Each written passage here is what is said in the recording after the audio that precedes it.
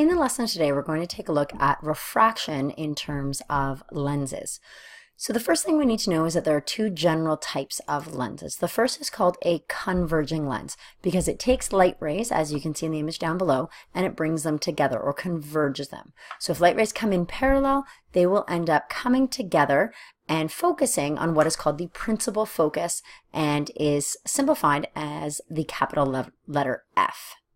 The second type of lens is called the diverging lens because parallel light rays coming in will diverge or spread apart as they go through this type of lens. Now, if you look at the two lenses, this lens bulges out on the two sides and sometimes is called a convex lens. And this one, because it caves in on both sides, is sometimes called a concave lens or a biconcave lens. So what we know about refraction so far is that light rays will change directions based on the medium that it's going through. So if it's going from light to a more dense medium, it's going to go towards a normal. So we could draw all our normals on and calculate the angles of incidence and angle of refraction, both as it goes in and out of a lens. Or we could simplify this process. Because the lenses we're looking at are either both biconcave or biconvex, we can use this simplification tool, and that's what we're going to look at next. So how do we locate an image in a converging lens? So there are three basic rules we want to look at. Now, if we have an object represented by the green arrow, how is it that we find this image? How do we know where to draw the rays? Well, the first rule is that any ray that comes in parallel to the principal axis will be refracted through the principal focus. So you draw a parallel ray coming in and a refracted ray going through the principal focus. The second rule is that a ray that goes through the secondary principal focus, sometimes referred to as F prime, will be refracted parallel to the principal axis. Now notice, there are two focal points located. The principal focus is the one that light rays actually go through and are focused to. The secondary principal focus is the same distance but on the other side of the lens. Now, since we have two light rays meeting up, we can actually figure out where the image is. But there's also a third rule just in case you can't use one of those rays coming in for various reasons, depending on the location of the object or perhaps there's something in the way. So the third rule is any ray that goes through the optical center or the point of the lens that meets the principal axis will continue straight through. Okay, so we can use those three simplified rules to find the object, or the image rather, in a convex lens. Now, what about a diverging lens? Again, we do have three rules that we can use. We only need two rays to intersect to be able to find the image. The first rule is that if a ray comes in parallel to the principal axis, it will refract as if it came through the principal focus. Now notice this time the principal focus is on the same side of the lens as the object because the rays appear as if they actually came from that point. So you draw the ray going out, diverging after it's gone through the lens, and then you draw a dashed line because it is a virtual ray that appears to have come from the focal pointer. And the second rule states that if a ray coming from the object appears to pass through the secondary principal focus, so again, that's on the other side of the lens from where the light rays actually converge or appear to have come from. So it's on the opposite side of the lens for a diverging lens. So if this ray appears to be able to travel straight through there, but because we're dealing with refraction, when it hits the lens, it will continue out parallel. So if we extended this green ray, it would actually line up with the secondary principal focus. But since it is refracted, it is going to refract parallel to the principal axis out. We extend or extrapolate the refracted ray back towards the object. The third rule states that if a ray goes through the optical center, it will continue straight through. So notice this, our converging point, since the rays came from the top of the arrow, this also represents the top of our image. Now, a good example, as most of you are reading in English, is Lord of the Flies. So it's a story, you have a group of schoolboys been stranded on an island, and one of the boys' names Piggy wears glasses. It states in the story that he is nearsighted and wears glasses to correct his vision. He uses diverging lenses to start a fire. So they're using that fire to hope they get rescued. Now, let's think about it. Is that science actually accurate? So diverging lenses are going to split light apart, and it's saying that he's nearsighted. Now, what that means is that the images form in front of his eye. So he uses a diverging lens to split those rays so they actually appear on the back of his eye on his retina.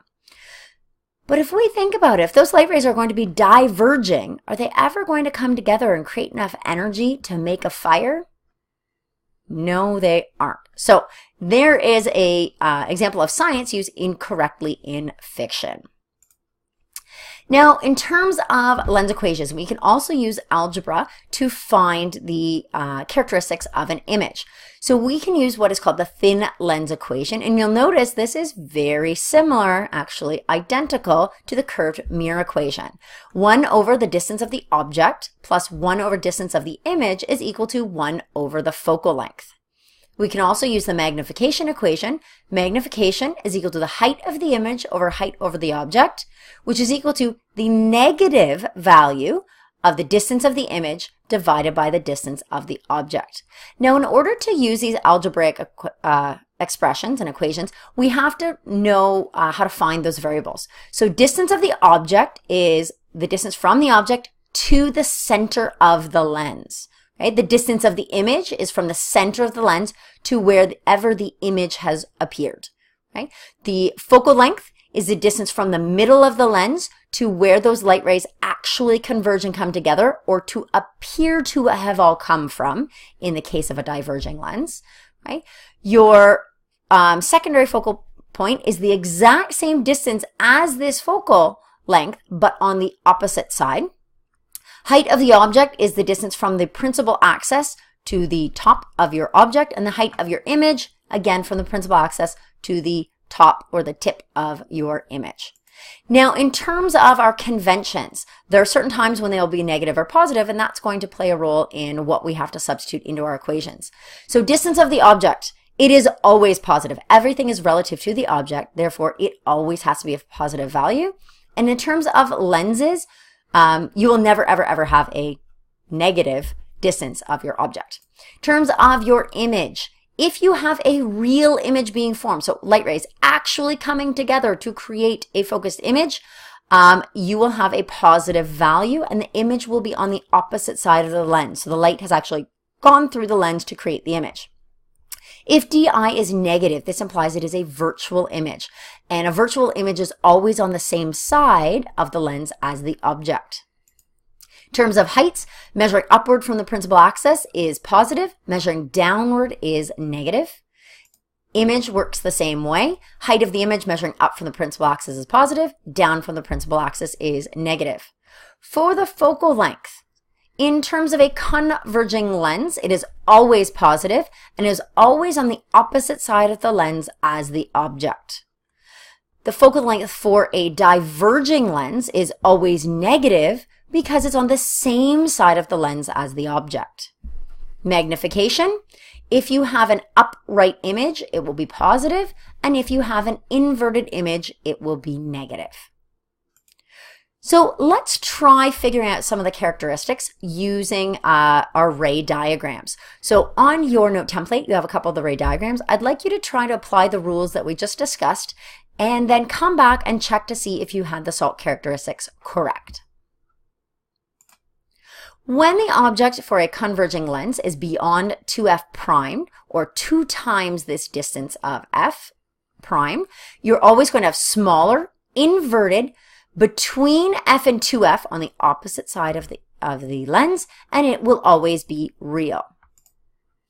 In the case of when you put the object at 2f primed, you will always have an image that is the same size, inverted, directly at 2f, and real.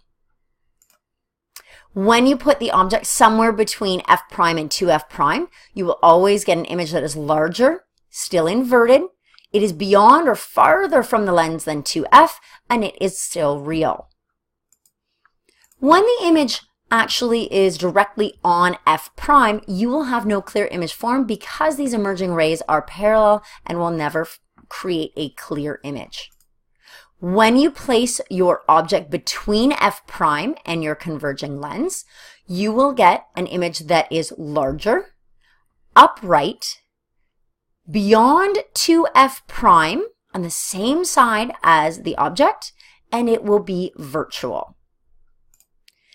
In terms of looking at your diverging lens, it's kind of nice. It's very similar to your convex mirror, is that it's the same no matter where you put the object. So do that one example on your note and then compare what SALT characteristics you came up with.